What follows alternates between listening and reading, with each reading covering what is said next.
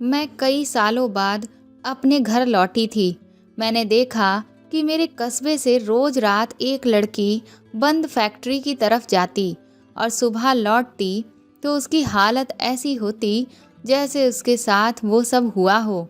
एक दिन मैंने अपनी सहेली को जाते देखा। मैं पीछे गई तो दंग रह गई। वहाँ 5 आदमी उसके साथ। मेरा नाम मीनाक्षी है। मैं अपनी पढ़ाई और कोर्स कंप्लीट करके 7 सालों के बाद अपने शहर, अपने कस्बे में लौटी थी। मेरे घर में सिर्फ मेरी माँ और मैं ही थे। लेकिन पढ़ाई के सिलसिले में मेरी माँ ने मुझे दूसरे शहर भेज दिया था। इतने सालों बाद सभी से मिलकर मैं बहुत ज़्यादा खुश थी, लेकिन ऐसा लग रहा था कि जैसे मेरी माँ मेरे वापस लौटने से बिल्कुल भी खुश नहीं थी। सब कुछ मुझे अपने कस्बे में बदला बदला सा लग रहा था। मेरे आसपास के जो लोग थे वह भी मुझे देखकर अजीब तरह से मुंह लटकाए हुए थे। मुझे ये सब देखकर समझ ही नहीं आ रहा था कि आखिर ये लोग मुझे देखकर खुश क्यों नहीं हैं। जब मैंने अपनी माँ से इस बारे में पूछा तो उन्होंने कहा कि ऐसा कुछ भी नहीं है, मुझे कोई गलतफहमी हो रही है। मैंने माँ से कहा कि मैं कुछ महीने यहाँ पर रहूँगी और उसके बाद मैं शहर जाकर कोई अच्छी नौकरी ढूंढ लूँगी। उसके बाद तुम भी मेरे साथ चलकर वहीं पर रहना। माँ ने मुझसे कहा कि तुम इतने महीने यहाँ पर रहकर क्या करोगी, इससे अच्छा है तुम अभी जाकर वहीं पर नौकरी करने लगो। मैंने कहा अभी मेरी डिग्री मेरे हाथ में आई नहीं है।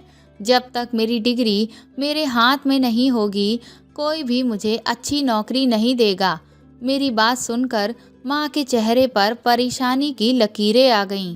कुछ देर के बाद माँ कहने लगी कि तो तुम यहाँ लौट कर आई ही क्यों? इससे अच्छा तो जब तक तुम्हारी डिग्री तुम्हें नहीं मिलती तुम वहीं अपने हॉस्टल में ही रहती। यहाँ क्या है, गांव का माहौल है जो तुम्हें रास नहीं आएगा।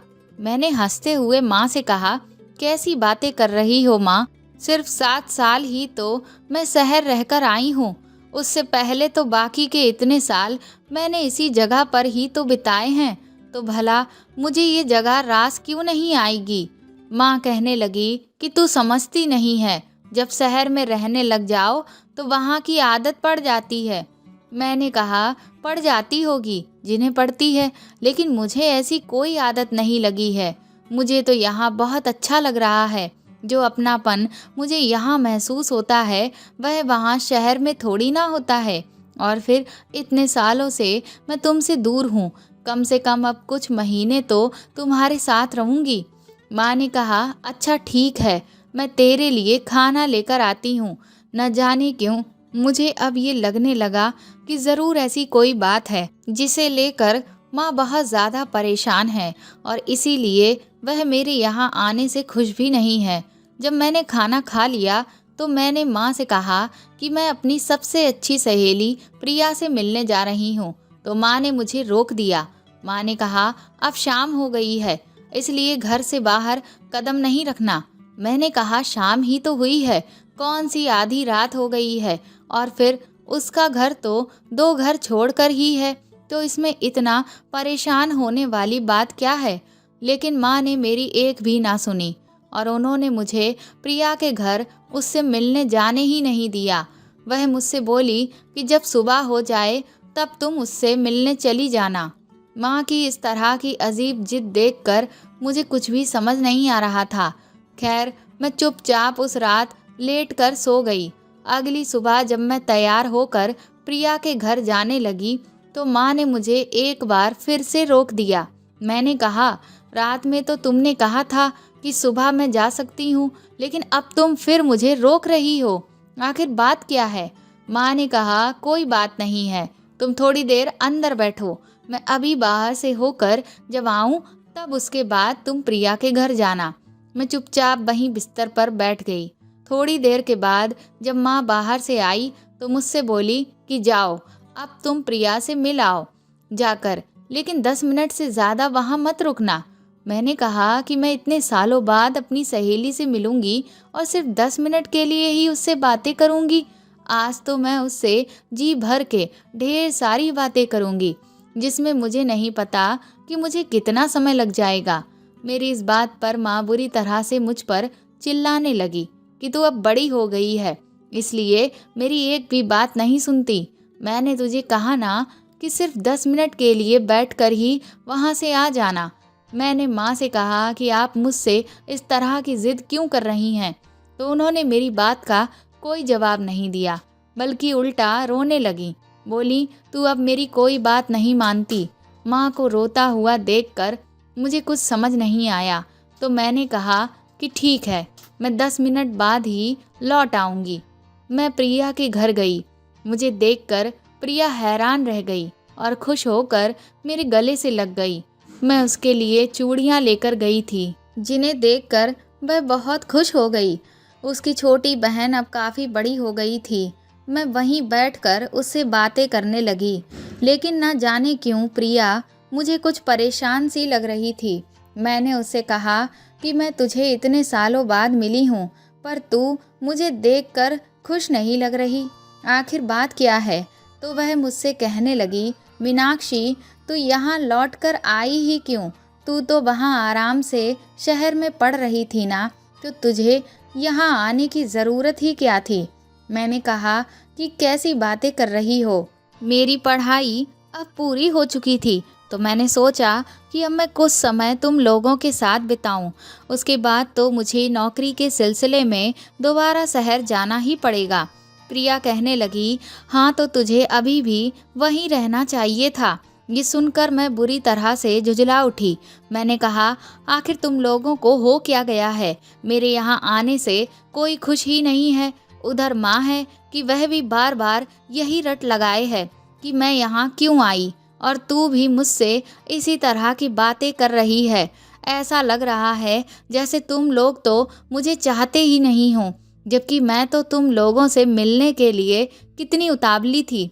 पर तुम लोगों को तो मेरे आने की कोई खुशी ही नहीं है, बल्कि मुझे यहाँ ना आने की हिदायतें दिए चले जा रहे हो। मुझे नाराज़ होता देख प्रिया कहने लगी कि देख मीनाक्षी, मेरी बात का बुरा मत मान, लेकिन बस मैं ये सब तेरे भले के लिए ही कह रही हूँ। मैंने कहा, मेरा भला? आखिर कौन सा भला? क्या बात है जो तुम लोग इतना परेशान लग रहे हो? तो वह कहने लगी कि बात कुछ नहीं है, वह तो हम बस ऐसे ही कह रहे थे। फिर वह कहने लगी कि देख, बहुत देर हो गई है, मैं ज़रा बाहर देख कर आती हूँ, उसके बाद तू अपने घर चली जा। मैंने कहा कि तुझे मुझसे बातें नहीं करनी? तो बोली, बातें हम फिर कभी कर लेंगे, अभी मुझे बहुत ज़रूरी काम है। ये सुनकर मैं तुरंत ही वहाँ से जाने लगी, तो प्रिया ने मुझे रोक दिया। उसने कहा, पहले मैं बाहर जाऊँगी, और जब मैं तुझे बाहर आने को बोलूँ उसके बाद ही तू आना। मुझे तो ये सब समझ ही नहीं आ रहा था कि ये लोग इस तरह का व्यवहार क्यों कर रहे हैं।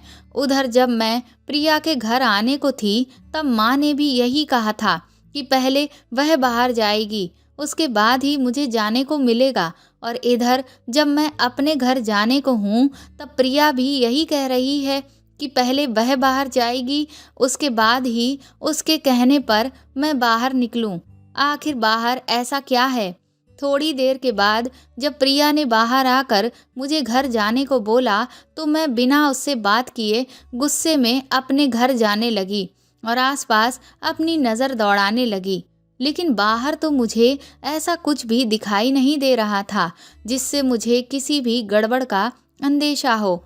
हर कोई अपने अपने कामों में लगा हुआ था। मेरी समझ से बाहर था कि ये लोग इस तरह का व्यवहार आखिर क्यों कर रहे हैं। मैंने घर जाकर देखा तो माँ मेरा ही बेसब्री से इंतज़ार कर रही थी। वह मुझे देखकर ऐसे खुश हो गई जैसे मेरी जान किसी ने बख्श दी हो। वह मुझसे बोली, देखो मीनाक्षी, अब तुम आज प्रिया से मिल आई हो ना, तो अब घर से बाहर कदम निकालने की बिल्कुल भी ज़रूरत नहीं। मैंने कहा, माँ, आप यह कैसी बातें कर रही हो? मैं तो सोच रही थी कि शाम को मैं बाहर घूमने जाऊंगी। इस पर माँ फिर से गुस्सा करने लगी। बोली, खबरदार, अगर घर से बाहर कदम भी निकाला, तू अब यहाँ जितने दिन भी रहेगी, तुझे घर के अंदर ही रहना पड़ेगा। मेरी बात कान खोल कर सुन ले। मैंने कहा, माँ आप ये किस तरह की बातें कर रही हो? भला घर के अंदर घुसे घुसे आखिर कौन रह पाएगा? तो माँ कहने लगी कि अगर तूने मेरी बात नहीं मानी तो तू मेरा मरा हुआ मुंह देखेगी। माँ की ये बात सुनकर तो मेरा कलेजा मुंह को आ गया और मेरी आंखों से आंसू निकलने लगे। मैंने कहा, माँ आप इस तरह की बातें क्यों कर रही हो? इतनी छोटी सी बात के पीछे आप अपनी जान देने की बातें क्यों कर रही हो? आखिर ऐसा क्या हो गया है? मेरे बाहर जाने से आखिर ऐसा क्या होगा? तो माँ कहने लगी कि अब एक भी सवाल नहीं, बस तू मेरी प्यारी बेटी है ना, अपनी माँ की बात मानेगी ना? मैंने कहा, हाँ माँ, मैं आपकी हर बात मानूंगी। तो माँ ने कहा कि आज के बाद तू कभी भी घर से बाहर कदम नहीं निकालेगी। मैंने कहा, ठीक है माँ, मैं यहाँ जितने भी दिन रहूँगी घर से बाहर कदम नहीं निकालूंगी। मेरी बात सुनकर माँ के चेहरे पर संतोष के भाव उभर आए और उन्होंने खुश होकर मुझे गले से लगा लिया। लेकिन अब मेरे दिमाग में एक साथ हजारों सवाल चलने लगे थे कि आखिर ये सब क्या है और क्यों है? ये लोग बाहर जाने को लेकर इस तरह का व्यवहार क्यों कर रहे हैं? ये सब तो आराम से बाहर घूम रहे हैं, लेकिन सिर्फ मेरे बाहर जाने से ऐसा कौन सा भूचाल आ जाएगा? खैर, माँ की खातिर मैंने उनकी बात मान ली और घर के अंदर ही रहना शुरू कर दिया। अब मैंने एक बार फिर से पढ़ना शुरू कर दिया था, क्योंकि जिन नौकरियों में मैं अप्लाई करती उनमें से कुछ में एग्ज़ाम्स होते थे और इंटरव्यू होते थे जिनके लिए तैयारी करनी पड़ती थी। इसलिए मैं रात को बैठकर पढ़ने लगी। पहली ही रात जब मैं बैठकर चुपचाप पढ़ रही थी तो मुझे अपनी खिड़की के सामने से कोई गुजरता हुआ दिखा। मुझे लगा, इतनी रात को आखिर इस तरफ कौन जा रहा है? दरअसल मेरा घर कस्बे के सबसे आखिरी छोर पर था और उसके बाद सड़क के उस पार पूरा वीरान जंगल था, उसके अलावा कुछ भी नहीं। इसलिए जब मैंने उस तरफ किसी को जाते हुए देखा तो मुझे कुछ अजीब लगा। मैंने जब झांक कर देखा तो मुझे कोई लड़की सड़क के उस पार जंगल के अंदर जाते हुए दिखाई दी। मैं सोचने लगी कि आखिर इतनी रात को उस लड़की को जंगल में ऐसा क्या काम आ पड़ा? इसे डर नहीं लग रहा है? खैर, उस दिन मैंने इस बात पर बहुत ज़्यादा ध्यान नहीं दिया, लेकिन फिर जब मैंने देखा कि रोज़ रात को एक लड़की उस जंगल की तरफ जाती थी, तब मुझे ये सब बहुत अजीब लगने लगा। मुझे समझ नहीं आ रहा था कि आखिर मेरे कस्बे की लड़कियां रोज़ रात को जंगल की तरफ क्या करने जाती हैं। जब मेरे सवालों का जवाब मुझे खुद से नहीं मिल पा रहा था तो मैंने माँ से इस बात का जिक्र किया। मेरी बात सुनकर माँ बुरी तरह से घबरा गई और कहने लगी कि यह मेरी गलतफहमी है। मैंने कहा, गलतफहमी एक दिन होती है, हर रोज़ नहीं। मैंने खुद अपनी आंखों से हर रोज़ एक लड़की को खिड़की से सड़क के उस पार जंगल की तरफ जाते देखा है। मेरी इस बात पर माँ बुरी तरह से गुस्सा करने लगी और उन्होंने उस खिड़की को बंद कर दिया और बोली, आज के बाद इस खिड़की को खोलने की कोई ज़रूरत नहीं है। मैंने कहा, ये तो मेरे सवालों का जवाब नहीं हुआ। आप मुझे बताती क्यों नहीं हैं कि आखिर यहाँ पर चल क्या रहा है? लेकिन माँ ने मेरी किसी बात का जवाब नहीं दिया और वह बाहर से दरवाज़ा बंद करके चली गई। ये सारी चीज़ें मेरे अंदर बहुत उलझन पैदा कर रही थी। मुझे कुछ समझ नहीं आ रहा था कि आखिर ये हो क्या रहा है और माँ मुझसे क्या छुपा रही है। एक तो मैं कोई भी चीज़ खुद से पता नहीं कर सकती थी, क्योंकि मैं नहीं चाहती थी कि माँ का मेरी वजह से दिल दुखे। ऊपर से मेरी सहेली प्रिया, वह तो इतने दिनों में मुझसे एक बार भी मिलने के लिए नहीं आई, जो अपने सवालों का जवाब मैं उससे ही मांग सकती। कभी कभी तो मेरे मन में ख्याल आता कि इससे अच्छा तो मैं यहाँ लौट कर आती ही ना, वहीं बनी रहती तो ज़्यादा बेहतर था, क्योंकि यहाँ आकर तो कई सारे सवालों ने मुझे घेर लिया था, जिनके जवाब ना तो मुझे कोई दे रहा था, ना ही मैं खुद से उन्हें ढूंढ पा रही थी। अगली रात जब मैं पढ़ने बैठी तो मैंने देखा कि माँ गहरी नींद में सो रही है, इसलिए मैंने धीरे से खिड़की खोल ली। क्योंकि जिज्ञासा के कारण मुझसे रहा ही नहीं गया। उसके बाद जो मैंने देखा, मेरे होश उड़ गए, क्योंकि आज जो लड़की जंगल की तरफ जा रही थी वह और कोई नहीं, मेरी सहेली प्रिया ही थी। प्रिया को देखकर मैं बुरी तरह से घबरा गई कि आखिर आज वह क्यों अंधेरी रात में जंगल की तरफ जा रही है। आखिर ऐसा क्या है? अब मैं खुद को रोक नहीं सकी और चुपके से कुंडी खोलकर बाहर निकल गई। मैं दबे पांव प्रिया के पीछे पीछे चलने लगी। प्रिया उस घने अंधेरे जंगल के अंदर चलती ही चली जा रही थी। एक बार तो जी चाहा कि मैं उसे आवाज़ लगाकर रोक लूं और उससे पूछूं कि आखिर वह कहाँ जा रही है, लेकिन अब मैं इतना तो समझ चुकी थी कि ये लोग मेरे किसी भी सवाल का जवाब सीधे सीधे पूछने से तो नहीं देने वाले। इसलिए मैंने सोचा कि मैं चुपचाप पीछा ही करती हूँ और देखती हूँ कि आखिर ये कहाँ जाती है। काफ़ी देर चलने के बाद प्रिया एक फैक्ट्री के सामने जाकर रुकी। दरअसल उस जंगल में एक फैक्ट्री थी जो काफ़ी सालों से बंद पड़ी हुई थी। प्रिया उस फैक्ट्री के अंदर जाने लगी। मुझे समझ नहीं आ रहा था कि ये इस फैक्ट्री के अंदर आखिर क्या करने जा रही है। मैं चुपचाप उसके पीछे पीछे चलती रही, लेकिन मुझे नहीं पता था कि अब आगे जो मैं देखने वाली हूँ उसे देखकर तो मेरे रोंगटे ही खड़े हो जाएंगे। कुछ दूर चलने के बाद प्रिया मुड़कर अंदर की तरफ चली गई और मुझे कुछ आदमियों के हंसने की आवाज़ आने लगी। मैं वहीं पर कुछ देर रुक गई और फिर धीरे से आगे बढ़ी। उसके बाद वहां रखे कबाड़ के पीछे से खड़े होकर मैं सामने का पूरा नज़ारा देखने लगी। प्रिया जैसे ही वहां पहुंची, वह सारे आदमी बहुत खुश होने लगे और उन पांचों आदमियों ने प्रिया को चारों तरफ से घेर लिया।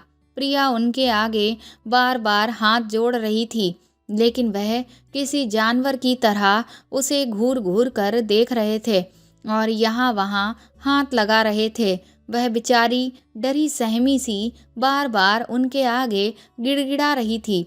ऐसा नज़ारा मैंने ज़िंदगी में पहली बार अपनी आँखों के सामने देखा था। मुझे समझ नहीं आ रहा था कि प्रिया खुद जानबूझकर इन भेड़ियों के पास क्यों आई है। उसके बाद उन आदमियों में इस बात की बहस होने लगी कि कौन पहले प्रिया के साथ। फिर उनमें से जो एक गंजा आदमी था वह बोला कि मैं तुम लोगों का लीडर हूँ, इसलिए सबसे पहले मेरा ही हक बनता है। और फिर वह प्रिया को घसीटकर अंदर वाले कमरे की तरफ ले जाने लगा और फिर तो पूरी फैक्ट्री प्रिया की चीखों से गूंज उठी। मैंने अपना मुंह कस के अपने हाथों से दबा लिया था और मेरी आंखों से आंसू रुकने का नाम ही नहीं ले रहे थे। जी तो चाह रहा था कि मैं अपनी सहेली को जाकर बचा लूं, लेकिन उस वक्त मैं इतना ज़्यादा डर गई थी और वह 5 आदमी इतने हट्टे कट्टे थे कि मेरे अंदर हिम्मत ही पैदा नहीं हुई जो मैं उनका मुकाबला करती। उसके बाद उन 5 आदमियों ने बारी बारी से जाकर प्रिया के साथ वह सब किया। मैं रोते हुए भागती हुई वापस अपने घर की तरफ चली आई। जब मैं घर पहुंची तो माँ अभी भी सो रही थी। इस बात का मुझे सुकून मिला कि माँ को ये सब पता नहीं चला, क्योंकि अगर उन्हें पता चल जाता कि इतनी रात को मैं अकेले जंगल की तरफ गई थी तो ना जाने वह क्या कर बैठती। अब मेरे मन में और भी नए सवाल आने लगे थे कि आखिर कस्बे की लड़कियां उस फैक्ट्री में खुद ही उन आदमियों के पास क्यों जाती थीं। आखिर यहाँ पर ऐसा क्या हो रहा है? इन सब की ऐसी क्या मजबूरी है? क्या इसीलिए माँ ने मुझे घर से बाहर निकलने को मना कर रखा है? उस पूरी रात मैं चैन से सो ना पाई। मैं बार बार यही सोच रही थी कि प्रिया का आखिर क्या हाल हुआ होगा। यही सब सोचते सोचते न जाने कब मेरी आंख लग गई। सुबह मेरी आंखें जैसे ही खुली, मेरे दिमाग में सबसे पहला ख्याल प्रिया का ही आया। मैंने कुछ भी नहीं सोचा और तुरंत ही दरवाज़ा खोलकर मैं भागकर प्रिया के घर पहुंची। माँ ने जब मुझे बाहर जाते देखा तो वह भी मुझ पर चिल्लाते हुए मेरे पीछे दौड़ने लगी कि तुम कहाँ जा रही हो? मैंने तुम्हें मना किया था ना बाहर निकलने को, लेकिन मैंने उस वक्त माँ की एक बात ना सुनी और मैं तुरंत ही प्रिया के घर पहुंची। वहां जाकर जब मैंने प्रिया का हाल देखा तो मेरे होश उड़ गए। वह बिस्तर पर पड़ी दर्द से बुरी तरह से तड़प रही थी। उसके सारे कपड़े फट चुके थे और पूरा शरीर जगह जगह से लहूलुहान था। मुझे देखकर प्रिया बुरी तरह से रोने लगी। मैं उन लोगों से बार बार पूछती रही कि आखिर ये सब क्या है और क्यों है, पर वह सिर्फ रोने के अलावा और कुछ नहीं बोल रहे थे। माँ ने भी जब प्रिया की ये हालत देखी तो वह भी रोने लगी और वह मुझे वहाँ से वापस घर बुला लाई। मैंने माँ से कहा, कम से कम अब तो मुझे बताओ कि ये सब क्या है, लेकिन माँ मुझे अब भी कुछ बताने को तैयार नहीं थी। फिर मैंने माँ को बताया कि आपको क्या लगता है, मुझे ये सब नहीं पता। फिर रात वाला पूरा वाकया मैंने माँ को साफ साफ बता दिया। मेरी बात सुनकर माँ बुरी तरह से घबरा गई और मुझ पर चिल्लाने लगी कि मैंने तुझे मना किया था, इसके बावजूद भी तू घर से बाहर निकल कर क्यों गई। मैंने कहा कि आप तो मुझे कुछ बता नहीं रही, तो अपने सवालों का जवाब ढूंढने के लिए मुझे खुद ही जाना पड़ा। अगर आप मुझे पहले ही बता देती तो मैं बाहर निकल कर ना जाती। माँ ने कहा, ठीक है, अगर मैं तेरे सारे सवालों का जवाब दे दूंगी तब तो तू आज के बाद घर से बाहर नहीं निकलेगी ना। मैंने कहा, नहीं निकलूंगी, लेकिन पहले आप मुझे साफ साफ बताइए कि ये सब क्या हो रहा है। उसके बाद माँ ने मुझे जो कुछ बताया वह सुनकर मैं दंग रह गई। मुझे विश्वास नहीं हो रहा था कि आज हमारे देश में जब लोकतंत्र है तब कुछ लोग कानून की इस तरह से धज्जियां उड़ा रहे हैं। माँ ने कहा कि यहाँ का जो नेता है उसने अपने कुछ लोकल गुंडों को यहाँ पर अपने अवैध कामों के लिए रख रखा था, क्योंकि यहाँ उसकी अच्छी खासी धाक जमी हुई है। किसी भी पुलिस वाले में इतनी हिम्मत नहीं है जो उसके खिलाफ जा सके, इसीलिए उसके जितने भी गैर कानूनी धंधे हैं वह सब इसी जगह से चलाते हैं। शुरू में तो ये गुंडे हम लोगों पर सिर्फ अत्याचार ही करते थे, लेकिन कुछ दिनों के बाद तो इन्होंने ये शर्त रख दी कि रोज रात को किसी एक घर से एक लड़की या औरत को इनको खुश करने के लिए फैक्ट्री में जाना ही पड़ेगा, और अगर किसी ने भी इस बात से इनकार किया या इनका विरोध किया तो हम सब की लाशें बिछा दी जाएंगी। मैंने कहा, आप में से किसी ने भी पुलिस में शिकायत नहीं की? तो माँ ने कहा कि तुझे क्या लगता है कि हम सब ने ऐसा नहीं किया होगा? जब हम लोगों ने इसकी शिकायत की तो पुलिस वालों ने उल्टा हमें ही डरा धमका कर वापस भेज दिया, और उनकी शिकायत करने की जो हम लोगों ने हिम्मत दिखाई उसका खामियाजा हमें गांव के कुछ लोगों की जान के बदले में चुकाना पड़ा। अब यहाँ पर इन लोगों का जंगल राज चलता है। यहाँ कोई नहीं है जो हमारी पुकार सुने, जो हमारे लिए खड़ा हो, जो हमें न्याय दिलाए। हम सब इनका अत्याचार झेलने के लिए मजबूर हैं, क्योंकि अगर हमने ऐसा नहीं किया तो इस पूरे कस्बे को ये जलाकर शमशान बना देंगे।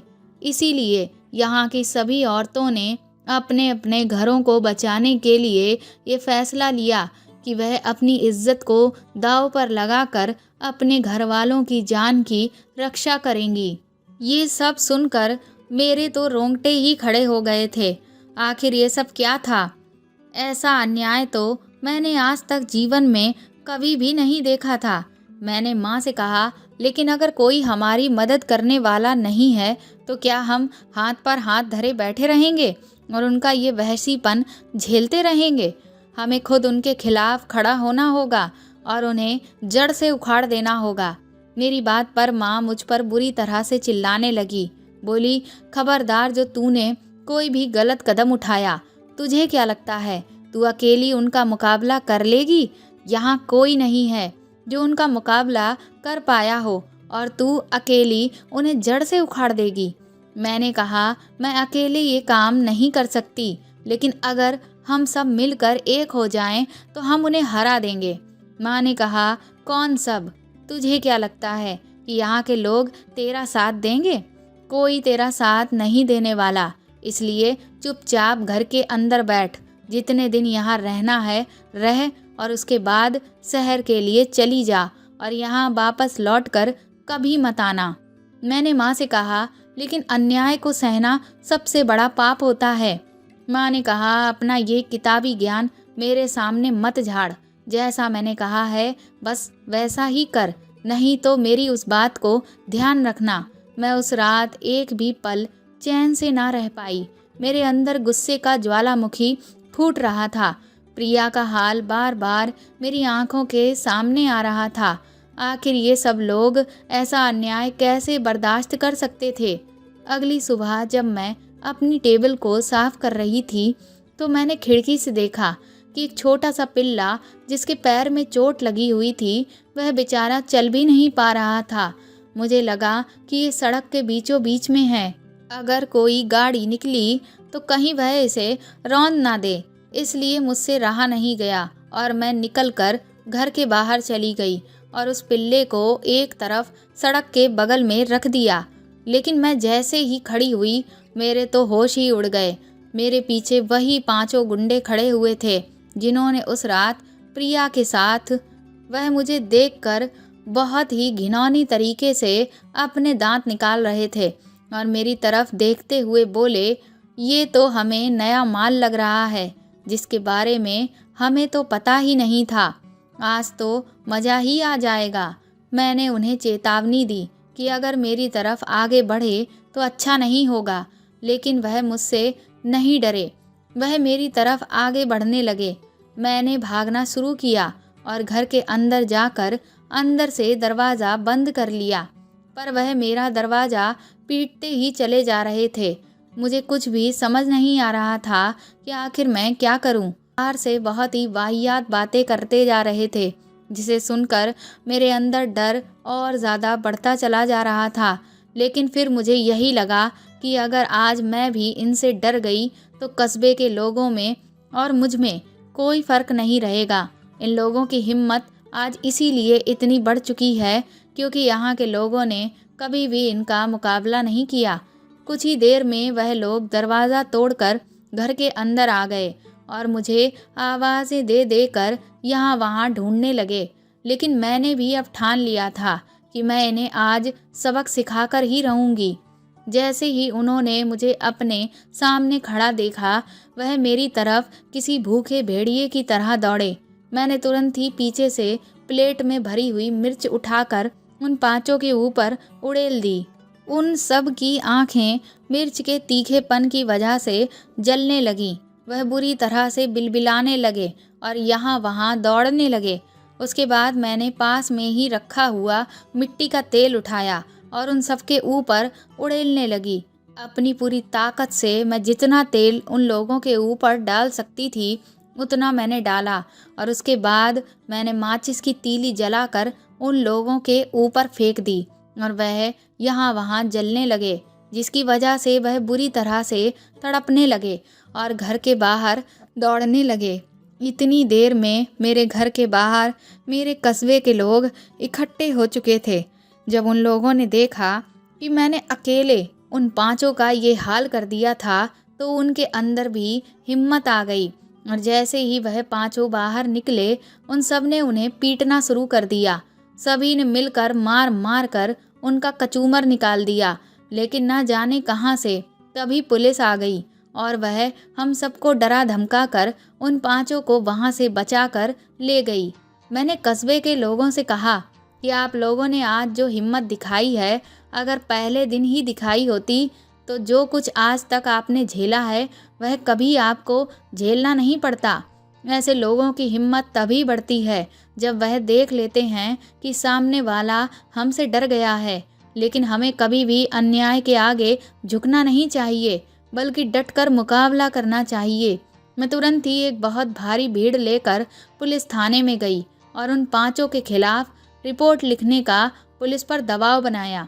वैसे तो शायद पुलिस वाले मेरी रिपोर्ट नहीं लिखते, लेकिन जब उन्होंने देखा कि मेरे साथ इतनी बड़ी भीड़ है और सभी लोग बहुत गुस्से में हैं, तो मजबूरन उन्हें उन 5 के खिलाफ रिपोर्ट लिखनी पड़ी। उसके बाद उन 5 पर मुकदमा चलने लगा। जिसकी सुनवाई शुरू हो चुकी थी और हम सब उनके खिलाफ गवाही देने के लिए जाने लगे। जिस दिन अंतिम सुनवाई होनी थी, उस दिन जब हम वहां पहुंचे तो उस गैंग के लीडर को कटघरे में लेकर जाया जा रहा था, तो वह हम महिलाओं को देखकर बहुत गलत गलत बातें कहने लगा। पुलिस भी उनके साथ थी और वह भी खड़े होकर हंसकर तमाशा देख रही थी। वह बड़े ही फख्र से कह रहा था कि तुम लोग मेरा कुछ भी नहीं बिगाड़ पाओगे, मैं अब हर हाल में छूट जाऊंगा और फिर तुम देखना, तुम लोगों ने जो मेरे खिलाफ खड़े होने की हिम्मत की है ना, उसका तुम्हें कितना भयानक नतीजा भुगतना पड़े। वह पुलिस वालों के सामने ही खड़ा होकर हम लोगों को धमकी दे रहा था और पुलिस थी कि वह भी उसी का साथ दे रही थी। कुछ देर के बाद जो फैसला आया उसे सुनकर हम सभी दंग रह गए। वह पांचों छूट चुके थे। उसने सही कहा था कि हम उसका कुछ नहीं बिगाड़ पाएंगे।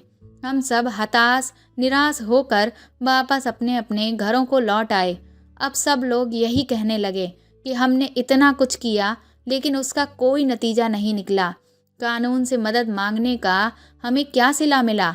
वह लोग तो बेगुनाह साबित हो गए और अब वह हमसे बदला लेने के लिए हमारा जो हाल करेंगे उसके लिए हमें तैयार रहना होगा। सभी की ये बातें सुनकर मुझे बहुत गुस्सा आने लगा। हमारे देश की कानून व्यवस्था ऐसी हो सकती है ये मैंने कभी नहीं सोचा था। आज मुझे हर कोई बिका हुआ नजर आ रहा था, लेकिन जब आपको न्याय ना मिले तो हमें उस न्याय को छीन लेना चाहिए। मेरा यही सोचना था।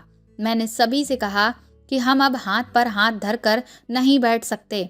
अगर हमें इंसाफ अदालत में नहीं मिला है तो अब हम खुद से इंसाफ करेंगे, लेकिन उनके जुल्म बिल्कुल भी बर्दाश्त नहीं करेंगे। मेरी बातें सुनकर एक बार फिर से सभी के अंदर उम्मीद की किरण जाग उठी थी। अगली सुबह जब लोगों के घरों में अखबार पहुंचा तो फ्रंट पेज पर जो बड़ी बड़ी हेडलाइन थी उसे पढ़कर हर कोई थर्राया हुआ था। उस हेडलाइन में लिखा था कि कल रात जब नेताजी के कुछ कार्यकर्ता और कुछ पुलिस वाले एक जगह पर जश्न मना रहे थे तो अचानक ही वहां पर करीब 200 महिलाओं ने उन लोगों पर हमला कर दिया और बर्बरतापूर्वक उन सभी की हत्या कर दी। वह महिलाएं कौन थीं, कहां से आई हुई थीं, इसके बारे में जांच की जा रही है, लेकिन पता लगा पाना बहुत ही ज़्यादा मुश्किल है क्योंकि उन सभी महिलाओं ने अपने चेहरों को कपड़े से बहुत अच्छी तरह से बांध रखा था, जिससे ये पहचान पाना नामुमकिन के बराबर है कि वह महिलाएं कौन थीं। इतने बड़े हत्याकांड के पीछे कौन लोग हैं, इसके लिए जांच कमेटी बना दी गई है ताकि जिन्होंने भी इस घटना को अंजाम दिया है उन्हें जल्द से जल्द पकड़ा जा सके। और इस तरह से जो इंसाफ हमें नहीं मिला था वह हम लोगों ने छीन लिया था। उनकी जांच चलती रही और वह अपनी शक के बिना पर हमारे कस्बे में आकर पूछताछ करते रहे। मैंने एक कंपनी में इंटरव्यू दिया और मुझे बहुत ही अच्छी सैलरी की एक जॉब मिल गई और माँ को लेकर मैं शहर में ही आकर रहने लगी। कुछ ही दिनों के बाद मैंने अपनी सहेली प्रिया और उसकी बहन को भी वहीं पर बुला लिया और हम सब खुशी खुशी अपने पुराने गमों को भूलकर एक साथ रहने लगे। ताकतवर लोग अपनी ताकत का इस्तेमाल करके कमज़ोर वर्ग के लोगों का शोषण करते हैं। खासकर महिलाओं को वह अपना सबसे आसान शिकार मानते हैं, लेकिन महिलाओं को कभी भी अपने आप को कमज़ोर नहीं समझना चाहिए, बल्कि पूरी हिम्मत के साथ खुद के खिलाफ होने वाले अन्याय के लिए लड़ना चाहिए। तो दोस्तों, आपको मेरे द्वारा लिखी गई ये कहानी कैसी लगी प्लीज़ कमेंट करके ज़रूर बताएं और मेरे चैनल को सपोर्ट करें। इस कहानी को ज़्यादा से ज़्यादा शेयर और लाइक करें और मेरी चैनल की और भी कहानियों को पढ़ें। साथ ही अगर आप चाहें तो मुझे सुपर थैंक्स भी दे सकते हैं और अगर आप मेरे चैनल पर नए हैं तो सब्सक्राइब करके बेल आइकन ज़रूर दबा दें ताकि आगे भी मैं आपको ऐसी ही अच्छी कहानियाँ लिख कर सुनाती रहूँ। Thank you.